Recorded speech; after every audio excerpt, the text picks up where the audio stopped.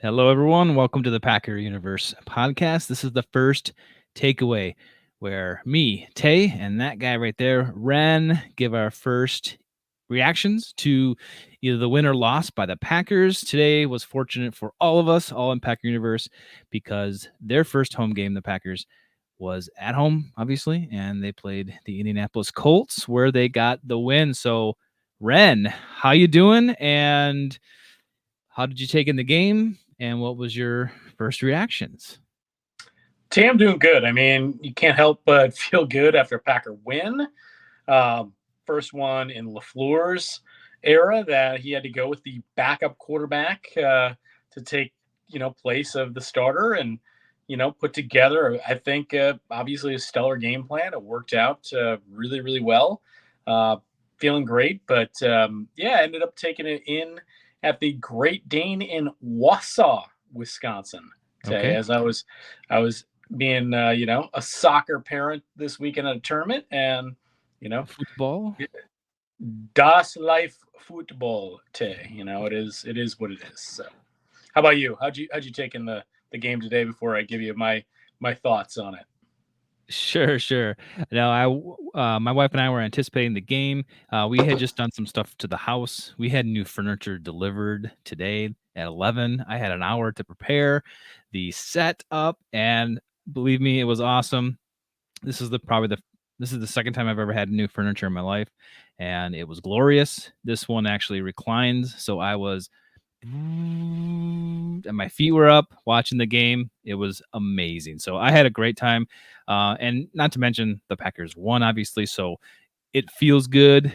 Uh, with that whole question mark about the quarterback situation, the whole Love Willis thing, I was more optimistic than you this week, and I think that You certainly were Lafleur. about Mr. Willis. What are we talking about, Willis? Today? What are we talking about, Willis? Well, Willis came through. That the dude was, you could call him a game manager, but he did all the right things, right? So I was very impressed with how they game planned him. He executed what he needed to do. He didn't do anything outside the box. Now, let alone they didn't give him a ton of opportunities to throw the ball because the run game was so awesome today. But that was what LaFleur did. So what Willis did for this team today was exactly what he needed to do. And I love that we all kind of know that it was drawn up that way. And then they went out and executed it. You couldn't ask for a better situation for this team right now, with Love probably being out next week, too. Maybe even the one after that. We don't really know. Coach speak MLF is like, oh, yeah, he's just, he has to get cleared and he's ready to go, of course. And that was the whole, I don't know if they just do that for the media and fans just to bark all week. And we did it on our podcast. You and I went back and forth about this whole Love Willis thing and what they should do, what we think they should do for the starting quarterback. But you know what? Brian traded for this guy on purpose with a deliberate action. He came in, he got ready, prepared in a short amount of time, and he performed and they executed. What more did you want from that? I don't know, but let's just hope it can continue to move forward like that, Ren. Yeah, I mean, I'm wearing black today, so I'll eat a little crow for my guy Malik. But it was really, hey, we're gonna run the football. I mean, that's the game plan. We're gonna take pressure off the quarterback. We know they're gonna run heavy boxes, which they did, and we're gonna let Malik, especially in that first half, we're gonna let him throw the ball when necessary to kind of complement the offense. A lot of motion, a lot of nice things. Obviously, getting Jay Reed involved in some of those motions when we're talking passes at most of the time, other than the Dontavian Wicks pass, we're talking behind the line of scrimmage, just out in front of the line of scrimmage. I think there were 4 total passes, maybe 5 in the first half, Tay.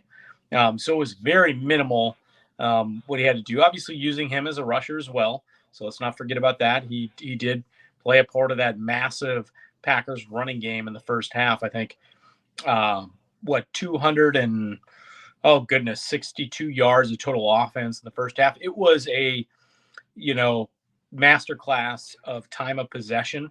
I think they had their number one time of possession in the first quarter, 13 minutes and some odd seconds to the to the tight Titans, but to the Colts, minute and change in the first quarter. It was the best time possession quarter the Packers had since 1991. Tay. Wow. So just dominating right out the gate and doing everything you need to do. You've got Josh Jacobs just, doing what you expect of the guy who is your workhorse running back, what he did in Vegas as well. And that is, hey, I'm going to be the guy. I'll take the hits. I'll take some of that pressure off, shifting some of this offensive line and some of those run plays.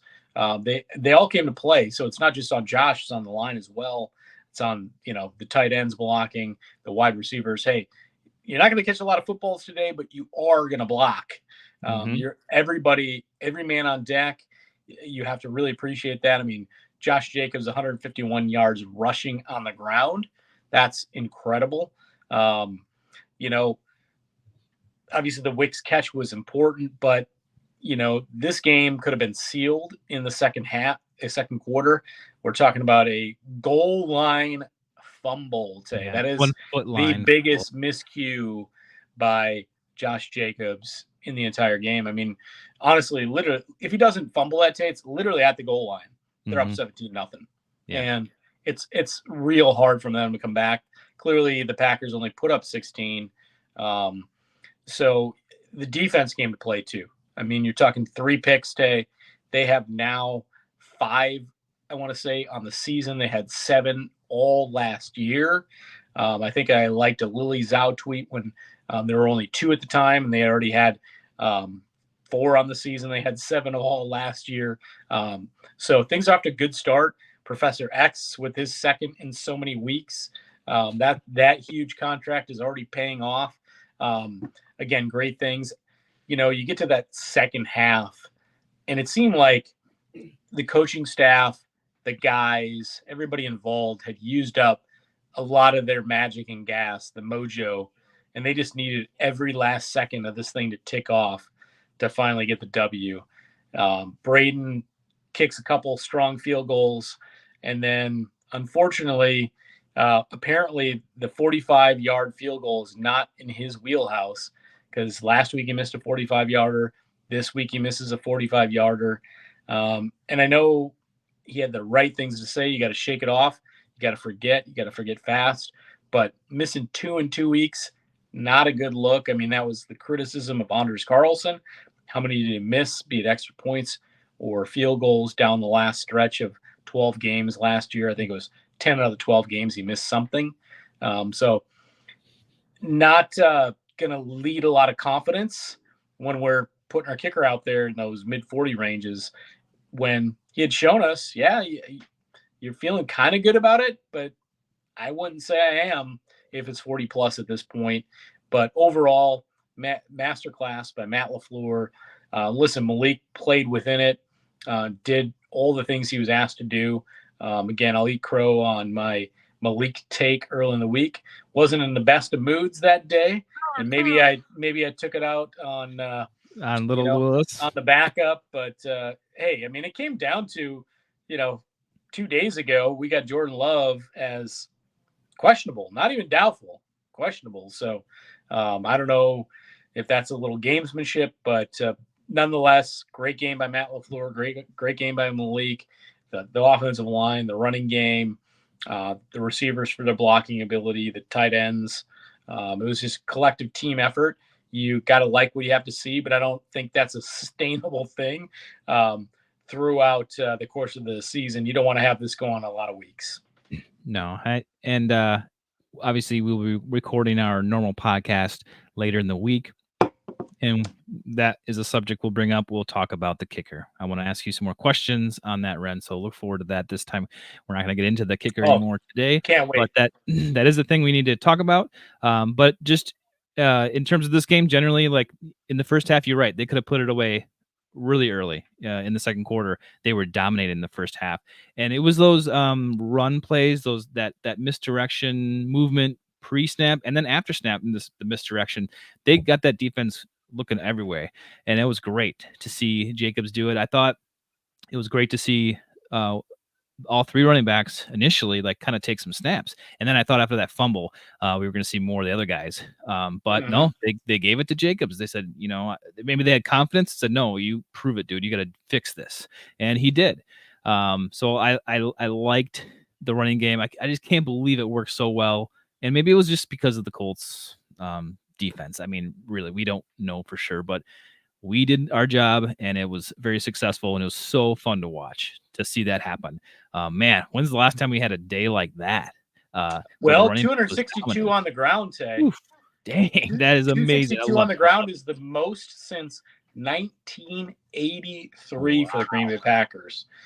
Just to throw another little stat out there from Packers.com. So it was a monumental day on the ground for the Green Bay Packers. One nitpicky thing is I don't understand. You had before the second quarter ended, right at the half, they had a minute and 48, 3 timeouts, and they had the ball at the, what was it, the 20 probably, or maybe it was at the 5. I can't remember now. But I think they had an opportunity to go down there and try to score more points, but they just didn't. They just ran the ball out. And I don't understand that. And I'll have to watch and see if they answer that question, Matt LaFleur, but they just gave up and went in the locker room. And they weren't even getting the ball back in the second half. So I don't understand.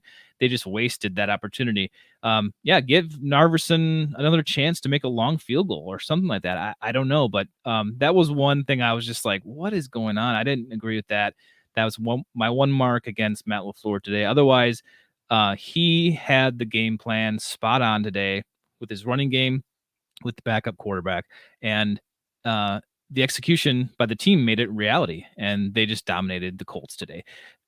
I use the word dominate pretty loosely. I mean, that first half was they were up only 10, so it's like I don't know if they dominated. It looked like they dominated, but then when you went to the score, it's like, okay, you're only up by 10. That's pretty easy deficit to make up. So they needed that turnover by Xavier in the first half to kind of like keep it on their side of things. And then the second half, you just knew that the Colts just didn't have enough to overcome the Packers. So when I say dominate, generally speaking, yes, they did play a lot better and they deserved to win the game. But this game was still in reach from the Colts in the last couple minutes. I mean, they had an opportunity to throw the ball for a touchdown and to win the game with an extra point. So it didn't feel like that imminent that we were going to lose this game, but at the same time, it was close, Ren. So, closer than you would have liked. Yes, and I know you always freak out. You always freak out when this happens. You're like, oh, there's a chance. Well, that's the thing. Had that Braden Arvison 45-yarder went in, it's over. That was ball game. It was about 4 minutes left. She's ball game. It's over. Too much. I think at that point you've got, a 2-possession game, literally them needing 2 touchdowns, 2 2-point conversions. It's kind of dead to rights. And he, unfortunately, led life in that team. And, thankfully, you get a timely Eric Wilson interception either right after that might have been or right before that. Just helped spell a little bit more time off the clock. And that was huge too. I mean, that was a massive pick just to, again, take a little more time off the clock because it really seemed like the Packers, they got massively beat in the third quarter with time of possession. The Colts kind of came out, took that thing back over, put it in their direction. But they seemed like the Packers kind of gassed, like I said, and were just trying to salt that thing away, run the football, take every time they could, take more time off. And there's some timely pieces that, inevitably you get down to, they're still on their side of the field with the Colts with, 9 seconds left and they run one play and then they get one more with 5 seconds left. But they needed every last tick to come out with a dub. The Packers didn't try to do too much. They kept within their capabilities and they executed well. And that led them to win 16-10 against the Colts in Lambeau Field for week 2, the first home game by the Packers. Ren, let's get out of here. We'll be back midweek with our normal podcast. So if you haven't subscribed yet, please do so. Head over to our website, check that out. Follow us on social media. Send us a question if you want, info@PackerUniverse.com. But Ren, thanks for joining me tonight. And go Pack Go. Go Pack Go, Tay. Until this week on the pup list.